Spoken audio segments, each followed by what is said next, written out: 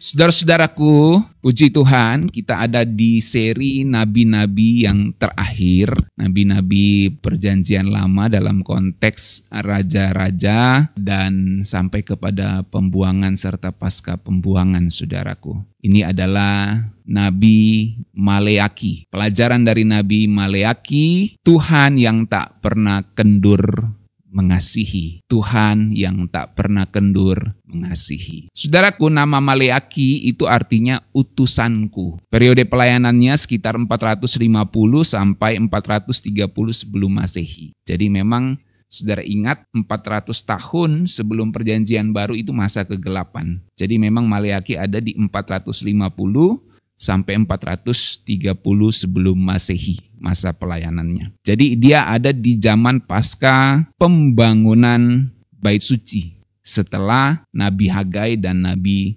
Zakaria. Nah, saudaraku, saat itu umat sudah kembali dari pembuangan dan Bait Suci sudah berdiri kembali. Tetapi kehidupan spiritual justru dingin, malas, dan kompromistis. Bait Sucinya sudah ada.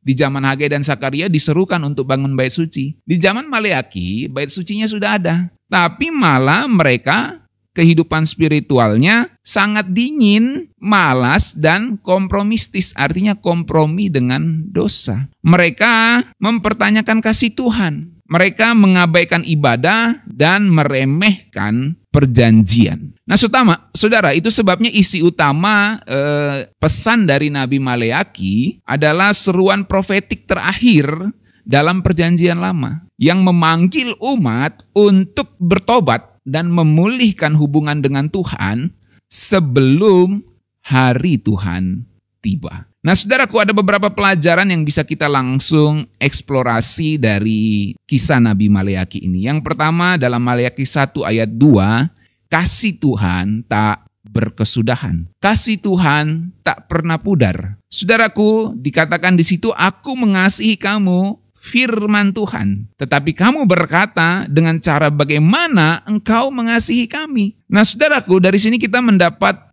pengertian bahwa umat merasa ditelantarkan karena realita hidup yang tak seindah ekspektasinya. Mereka merasa ditelantarkan Tuhan karena kehidupan mereka nggak sesuai dengan ekspektasi mereka, saudaraku. Tetapi Tuhan justru menegaskan kasih-Nya sebagai alasan utama mereka masih bisa berdiri. Kalau kamu masih berdiri sampai saat ini, itu karena aku mengasihi kamu. Jadi jangan ukur dengan ekspektasi duniawimu. Itu yang Tuhan ingin kasih tahu sama bangsa ini. Jangan ukur kasihku dengan ekspektasimu. Kalau engkau masih berdiri sampai saat ini, itu karena kasihku. Ya. Makanya kan ada lagu, kalau aku masih berdiri, semua karena anugerahmu. Gimana itu lagunya tadi? Ada yang tahu nggak? Ingat? Ya. Intinya masih berdiri. Dan bila aku berdiri tegas sampai saat ini, bukan karena kuat dan hebatku, semua karena cinta, gitu toh. Semua karena kasih Tuhan. Nah, saudaraku, pernah nggak ngerasa Tuhan udah nggak sayang sama kita? Pernah nggak saudara ngerasa kayak gitu? Kayaknya Tuhan udah nggak sayang sama saya ya. Kayaknya Tuhan sudah buang saya jauh gitu ya. Mungkin Tuhan sudah masukkan saya di recycle bin-nya, di tempat sampahnya.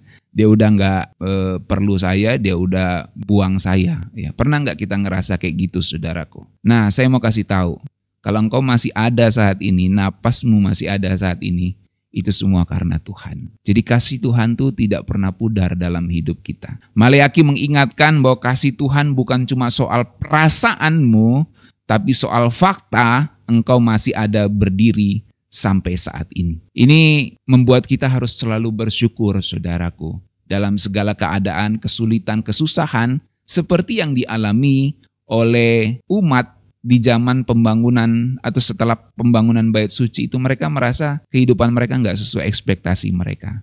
Tapi Tuhan ingatkan, kau saja masih berdiri saat ini sudah karena kasihku. Nah, saudaraku, Tuhan tidak perlu update status buat buktiin dia sayang sama kita. Ya, dia tidak perlu buat story, oh saya sayang sama kamu. Nggak perlu, saudaraku. Kita hidup hari ini saja itu sudah kasih-Nya yang terbesar di dalam kehidupan kita. Makanya hidup ini kesempatan kita harus pakai untuk mengasihi dan melayani Dia, saudaraku. Apalah artinya hidup kita? Tinggal berapa sih hidup kita nih, saudaraku? Umur manusia 70-80 tahun. Tinggal berapa tahun hidup kita, saudaraku? Ya, apalagi kita yang sudah umur 30-an ke atas ini, mau 40, 50, 60. Apalagi yang kita cari, saudaraku? Ya, apalagi yang kita cari? Kita sudah punya rumah, sudah punya fasilitas. Apalagi, saudara, yang kita cari? Ya, apalagi yang kita cari? Ya, mari cari Tuhan. Karena Tuhan mengasihi kita. Amin, saudaraku. Yang kedua, ibadah tanpa hati itu cuma formalitas. Dalam Maleakhi 1 ayat 6-14, cobalah persembahkan itu kepada bupatimu. Apakah ia berkenan kepadamu? Kalau saudara baca konteksnya itu, para imam itu mempersembahkan korban yang cacat, ya, asal-asalan. Jadi mereka itu persembahkan yang cacat, asal-asalan kepada Tuhan. Dan Tuhan kecewa karena untuk melayani Dia karena mereka melayani Tuhan itu dengan rutinitas yang kosong, bukan dengan rasa hormat yang sejati. Jadi saudaraku, kalau kita mau menghadap Tuhan, itu bukan karena formalitas, gitu. Bukan karena formalitas, tapi karena kita menghormati Tuhan. Dan kita mengekspresikan penghormatan kita kepada Tuhan dengan kita beribadah kepadanya. Dengan kita mencari Dia, dengan kita menghormati Dia dengan segenap kehidupan kita. Makanya saudaraku ya, di beberapa tempat tertentu itu ya, rasa penghormatan itu diekspresikan dengan misalnya perempuan tidak boleh pakai celana, ya, kalau doa harus celana panjang, harus ini semua pakaian rapi. Itu ekspresi penghormatan, walaupun tidak selalu relevan di dalam segala konteks, saudaraku. Tapi itu bentuk ekspresi penghormatan. Dan dia menjadi salah kalau itu hanya menjadi sekedar formalitas, menjadi sebuah ritual yang kosong, saudaraku. Jadi makanya selalu saya ingatkan, kita doa pagi ini apakah cuma formalitas, rutinitas, tanpa hati yang rindu mencari Tuhan, itu hanya sia-sia, saudaraku. Tidak ada gunanya. Mendingan kita tidur, melengkapi jam tidur 8 jam, kalau hanya kita melakukan doa pagi hanya untuk rutinitas, hanya untuk formalitas. Apa yang kita cari, saudaraku? Ya, tidak ada gunanya. Tapi kalau kita bangun dengan kerinduan menghadap Tuhan, berserah, menyerahkan hidup kita di atas mezbahnya, itu luar biasa, saudaraku ya. Itu membuat sorga melihat perbedaan kita di antara manusia-manusia lainnya di seluruh bumi ini, saudaraku. Karena kita bangun dengan kerinduan mencari Tuhan setiap hari. Nah, saudaraku, Tuhan gak butuh penyembahan keren kalau hati kita dingin. Musiknya keren, lagunya bagus. Tuhan gak butuh itu. Tuhan bukan makan puji, saudaraku. Yang Dia mau itu hatimu yang sungguh-sungguh mencari Dia. Dia cari api semangat di hatimu itu, spiritmu yang Dia cari. Bukan sekedar acara, bukan sekedar rutinitas, ritual yang kosong, saudara. Yang ketiga, kehidupan keluarga menjadi cermin rohani. Maleakhi 2 ayat 14-16, Tuhan menjadi saksi antara engkau dan istri masa mudamu. Ya, ini bicara tentang keluarga, saudaraku.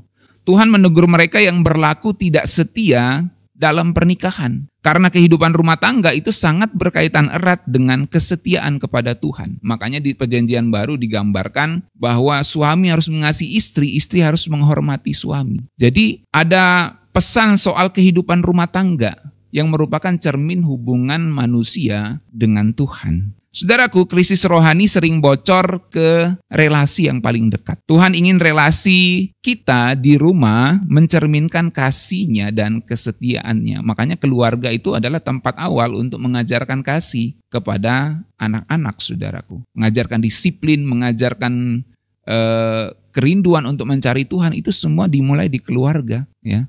Makanya kalau saudara sudah menyekolahkan anak saudara, jangan saudara titip pendidikan itu sama guru saja. Saudara harus tetap didik anak saudara di rumah. Bukan cuma dilepas ke guru saja, saudaraku.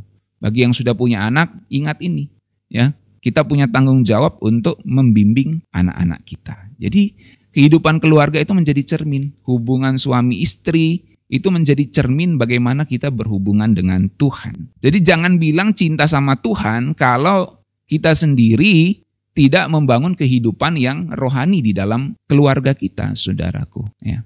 Jadi penting pesan kitab Nabi Maleakhi ini kepada kita semua. Yang keempat, Tuhan tidak pernah berubah Jadi kitalah yang harus kembali. Dalam Maleakhi 3 ayat 6-7, aku Tuhan tidak berubah. Kembalilah kepadaku, maka aku akan kembali kepadamu. Saudaraku, Tuhan teguh dalam karakter dan kasih-Nya. Tapi umat yang berubah-ubah, kitalah yang sering berubah-ubah menjauh dari Tuhan. Maka solusinya kita bukan menunggu Tuhan bergerak, tapi kitalah yang balik duluan, saudaraku. Ya. Kita yang harus balik duluan. Tuhan, aku sudah bersalah. Seperti kisah anak yang hilang itu, saudaraku ya. Dia berbalik karena bapaknya menunggu, saudaraku. Aku sudah berdosa kepada sorga dan kepada Bapa. Ya.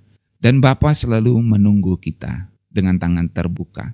Jadi Tuhan tidak pernah berubah. Masalahnya kita yang selalu berubah, maka kita yang harus balik ke Tuhan. Di tengah dunia yang serba shifting, saudaraku, serba ganti-ganti gitu, Tuhan adalah satu-satunya anchor yang konsisten. Tapi apakah kita masih berakar kepadanya, itu menjadi permasalahan. Ya. Kalau kita merasa Tuhan jauh, coba cek siapa yang pergi duluan, Tuhan atau kita. Kalau kita ngerasa Tuhan jauh dari kita, coba kamu cek, coba kita cek, apakah kita yang menjauh dari Tuhan atau Tuhan yang menjauh dari kita? Jawabannya selalu pasti, kita yang menjauh dari Tuhan. Nah, saudaraku, yang kelima, menguji Tuhan dengan kesetiaan. Maleakhi 3 ayat 10-12. Ini bicara soal persembahan kepada Tuhan, persembahan persepuluhan. Maleakhi 3 ayat 10, bawalah seluruh persembahan persepuluhan ke rumah perbendaharaan dan ujilah aku firman Tuhan. Saudaraku, Tuhan menantang umatnya untuk setia di dalam hal memberi. Bukan karena Tuhan butuh uang, saudaraku. Dia yang punya langit dan bumi ini, saudaraku ya. Jangan kamu pikir kamu kasih uang ke rumah Tuhan terus kamu sudah rohani, saudaraku ya. Karena banyak juga penjahat-penjahat yang bisa kasih uang ke gereja, saudaraku. Tapi Tuhan mengajar kepercayaan dan prioritas rohani. Persembahanmu itu merupakan ekspresi apakah engkau memprioritaskan Tuhan atau tidak. Ya. Jadi giving itu bukan cuma soal jumlah, tapi soal iman, soal bagaimana kita menempatkan prioritas kita. Tuhan ingin jadi first priority, saudaraku, jadi prioritas utama. Sudah priority, harusnya sudah first gitu ya. Jadi first priority, bukan cuma leftover dalam hidup kita, saudaraku. Dia bukan jadi pilihan terakhir setelah kita budgeting yang lain baru kita kasih persembahan. Ya, persembahan itu harus menjadi prioritas utama di dalam budgeting kita. Saudaraku, dompet kita seringkali lebih jujur dari mulut kita soal siapa yang kita anggap sebagai Tuhan. Saya ulang ya, dompet kita terkadang lebih jujur daripada mulut kita soal siapa yang kita anggap sebagai Tuhan. Sudah bisa ngerti nggak? Coba renungkan. Dompet kita bisa lebih jujur daripada mulut kita soal siapa yang kita anggap sebagai Tuhan. Artinya apa? Uang di dalam dompetmu itu lari kemana? Ya. Apakah lari ke pekerjaan Tuhan atau hanya lari untuk kesenangan diri kita sendiri? Itu akan menjadi lebih jujur untuk membuktikan siapa yang kita anggap sebagai Tuhan. Nah, saudaraku, yang keenam dalam kitab Maleakhi menarik, ada ditulis buku peringatan di sorga. Jadi ada buku kenangan di sorga, saudaraku. Dituliskan sebuah kitab peringatan di hadapannya. Maleakhi 3 ayat 16-18. Nah, sekalipun umat tidak setia dan tampak minoritas saat itu, saudaraku, Tuhan memperhatikan mereka secara pribadi dan mencatat kesetiaan mereka. Jadi menarik ya, semua kesetiaan kita itu dicatat oleh Tuhan. Makanya di Perjanjian Baru, di dalam Tuhan segala jerih payahmu tidak sia-sia. Orang bisa tidak puji saudara di depan layar. Orang bisa tidak puji saudara karena saudara sudah berbuat sesuatu. No problem. Ingat, semua perbuatan kita dicatat oleh Tuhan. Apa yang kita lakukan untuk pekerjaan Tuhan, apa yang kita lakukan untuk pelayanan, apa yang kita lakukan untuk segala sesuatu dalam hal pengabdian kita kepada Tuhan, itu Tuhan catat, saudaraku. Walaupun manusia nggak puji kita, Pak Gembala nggak puji kita, orang-orang dekat kita nggak puji kita, hanya kita dengan Tuhan yang tahu, saudaraku. Semua dicatat di dalam buku peringatannya. Jadi ada buku kenangan di sorga, saudaraku. Ya, artinya Tuhan mengingat segala perbuatan kita. Ya, bukan ada buku secara fisik maksudnya, tapi ada Tuhan mengingat kita. Ya, ketika kita setia di dalam diam dan tetap hidup benar saat dunia ini kompromi, Tuhan lihat itu sebagai sesuatu yang gak sia-sia, saudaraku. Jadi jangan hanya mau cari pujian di depan manusia, ya. Carilah pujian di hadapan Tuhan. Tidak harus manusia puji kita, saudaraku. Biarlah Tuhan yang satu kali akan mengatakan engkau hamba yang baik dan setia. Dunia mungkin nggak notice kita, saudaraku. Dunia nggak anggap kita, dia nggak notice kita, dia nggak perhatikan kita. Tapi sorga punya file khusus buat hidup kita yang setia kepadanya. Amin. Sudah bayangkan ada folder khusus di sorga, ada lemari khusus untuk menyimpan semua orang-orang yang setia kepada Tuhan.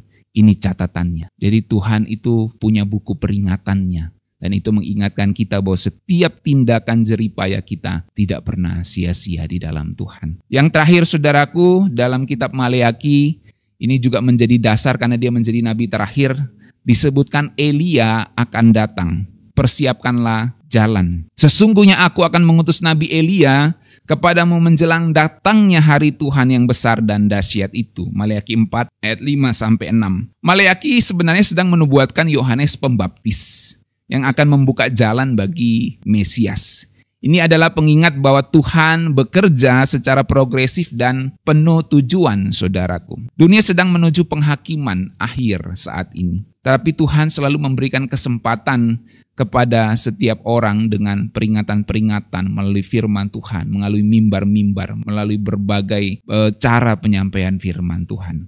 Saudaraku, hidup kita ini bukan kebetulan. Kita adalah bagian dari rencana ilahi. Hidup kita ini bukan kebetulan. Kita adalah bagian dari rencana ilahi. Saudaraku, jangan cuma jadi penonton dari cerita sejarah Tuhan ini, histori dari sejarahnya. Kita dipanggil buat jadi tokoh utamanya yang tampil untuk hidup setia di hadapannya. Saudaraku, sebagai yang terakhir setelah Maleaki, suara Tuhan itu tidak ada lagi selama 400 tahun. Suara Tuhan melalui para nabi tidak ada lagi. Jadi Nabi Maleaki menutup semua suara kenabian di dalam perjanjian lama. Karena 400 tahun setelah itu adalah masa kegelapan. Tapi pesan Nabi Maleaki itu selalu relevan. Bahwa Tuhan setia dan dia memanggil umatnya untuk kembali. Sebab kasihnya tidak pernah pudar. Mari kita berdoa.